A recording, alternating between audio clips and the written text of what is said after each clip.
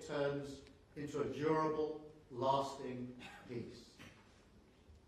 Now, turning to social media, and can I say how great it is to see so many people here who played such a key role in the consultation.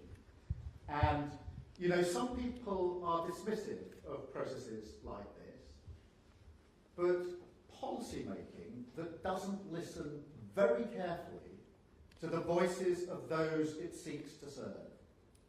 That is not how this government carries out its business. And so I just want to thank you for the role that you have all played.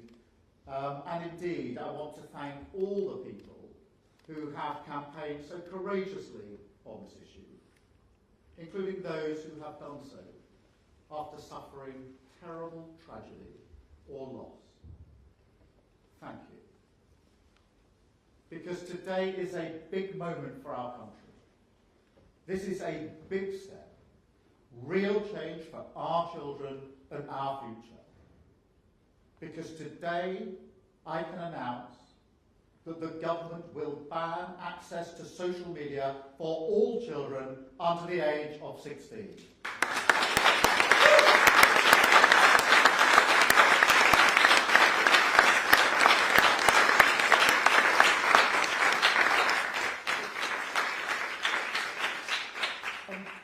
This is not something I do lightly, and I will not present it as cost-free, as if social media has brought no benefits to young people, because clearly that is wrong. But government is always about choices, and it's clear to me that a full ban is the right choice. Now, I come to it as a parent myself. I know exactly the fears that we all feel when we're thinking about this issue. You know, all I've ever wanted for my own children, hand on heart, is for them to be happy and for them to be safe. And I think that's what any parent wants. But I ask the question now, do we truly believe that social media creates a happy environment for our children? Do we truly believe that it's a place where they can feel safe? I don't think I even need to answer those questions, do I? Every parent can see it with their own eyes. Social media is making children unhappy. It's making it easier for bullies to harass and abuse them. And it could even be harming their mental health, exposing them to content that is dangerous, because that's what grabs the attention. It's designed to be addictive.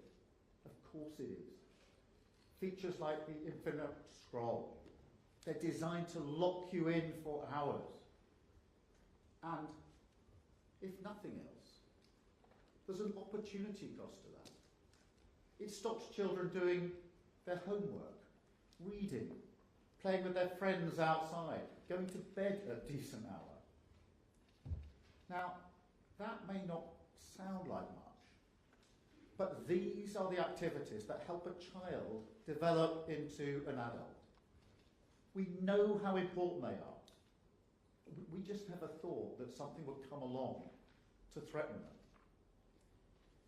To be honest, I feel for this generation. I think back to my own childhood. And yes, the early 1970s weren't always picnic. But we didn't have to deal with anything like this. A technology that intrudes into every corner of a life, almost impossible to escape, that records every mistake. To deal with that as a teenager, on top of everything else, that's hard. I feel for parents too. I mean, as a parent, you always want to make the right choice for your child, which can face a little resistance in the teenage years, believe you me. But parents do just want to do the best for their kids. In a way, that's what being a parent means. But in this world, with this technology, it is hard as a parent to know what to do. And so I think most parents will welcome this action. I think they will welcome a clear and decisive choice. And they will welcome a government that stands by them, that supports them to do the best for their children, and that fights for for their happiness and safety against the most powerful companies in the world. Because this could be a fight. And to this point, it has been a fight. Now, it doesn't have to be. I always prefer the politics of partnership. And I fundamentally believe that we must harness the power of technology to build a stronger, fairer Britain. But we must also protect our children. And so I want this message to be heard loud and clear. I am not prepared to compromise on the safety and happiness of our children. And that is why this ban must happen, and that is why this ban will happen.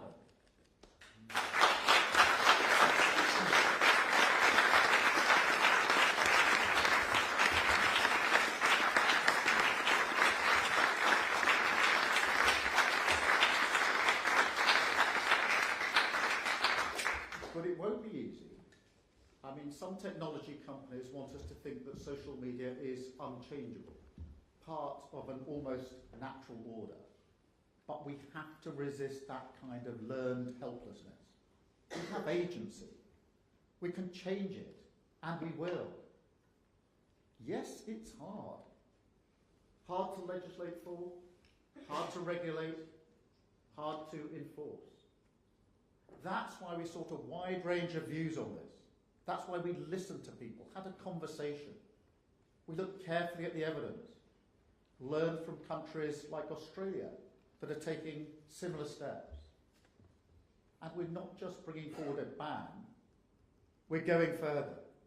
We're taking world-leading action on gaming services and live streaming platforms, where, at the moment, strangers can contact any child unchecked.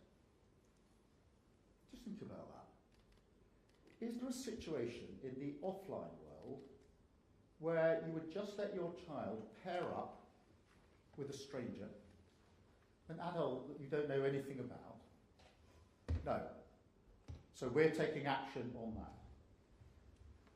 And look, we know perfectly well that we will have to adapt our approach as technology changes. But building on our experience with the Online Safety Act, we do have an understanding of how to apply age verification. And because of the powers we took in the Children's Wellbeing and Schools Act, we can now move at pace.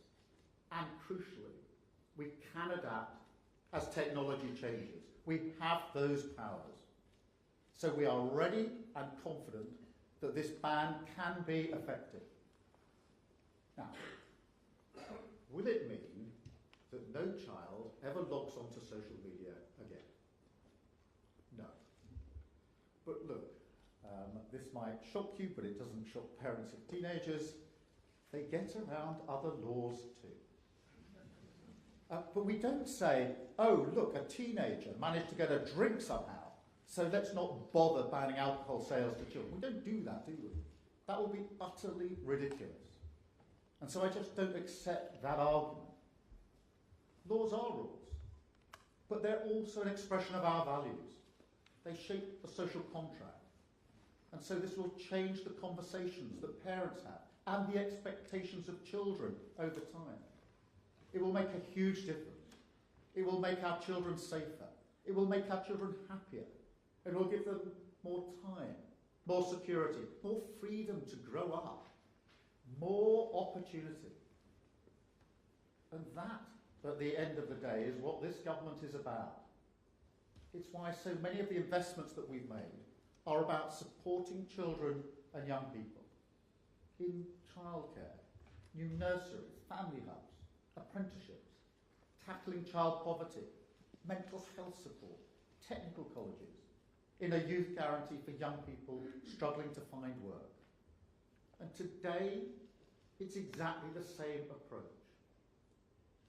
Now, this isn't just about taking something away, because we're also investing in music, culture, art, sport, all those activities that we know are so important to childhood, particularly for children who don't usually get those opportunities. So when you put all this together, these policies are not just fixes for our problem. They are the building blocks of a different Britain altogether. One where we know that our children are safe, happy and secure, to go as far as their talent and their effort will take them. That is all any parent wants. They want to know that Britain will be better for their children, that they will get a fair chance. And that's what these changes are about. Restoring that hope for every family, a stronger Britain, a fairer Britain, and above all, a Britain where we invest in the future of every single child. That is why we're taking this step, and it is the right step for Britain. Thank you very much.